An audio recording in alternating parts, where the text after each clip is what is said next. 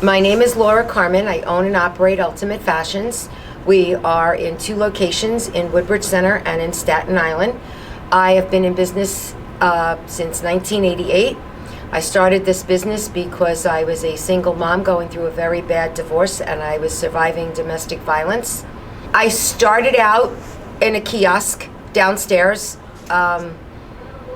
It grew. I got remarried. I took the kiosk to Woodbridge, where that grew from a kiosk into a small 800 square foot store.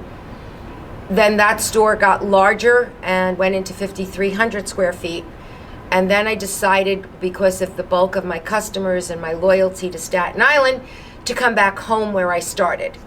So I rebuilt and revamped and came back and opened up a second store. I hired a very nice lady that, her name was Vivian Hoffman, and her daughter Melissa, who were pageant people. And at that time, my youngest daughter was just turning 14, 15, and Vivian says to me, I'm going to take Marissa out for the day. And she took a tomboy and took her to a pageant. Well, my daughter comes home and says, Ma, I want to try this. And believe it or not, pageants don't get the credit they should, because they make every girl, whether you're a 00 or a 32W, be beautiful. And that is the biggest dilemma that I have, is to tell the girls just how beautiful they really are. So this is why I do what I do. I have currently won 3 titles, one of which is, well, actually 2 of which are with Evelyn. I am the current Mrs. New Jersey Elite, and COVID happened to have been the biggest obstacle because it shut down all the stores and all the businesses.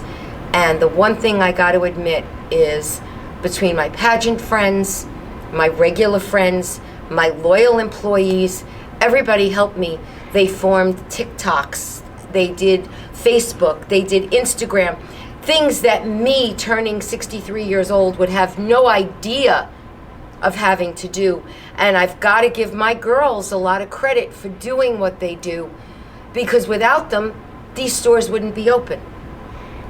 And the loyalty is phenomenal.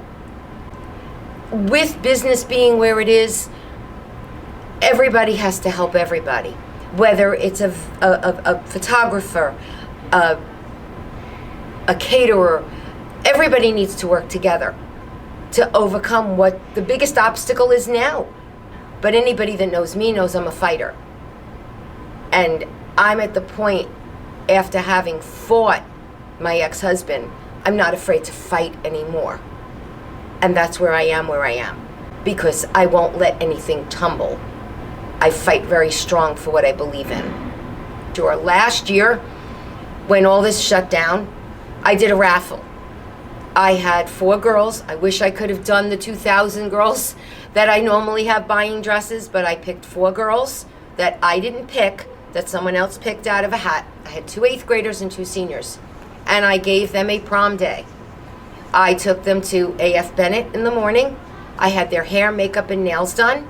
I hired a photographer. I bought balloons, and we gave them a full day with pictures and congratulations and prom pics and anything we could do at my expense, just to make them a day.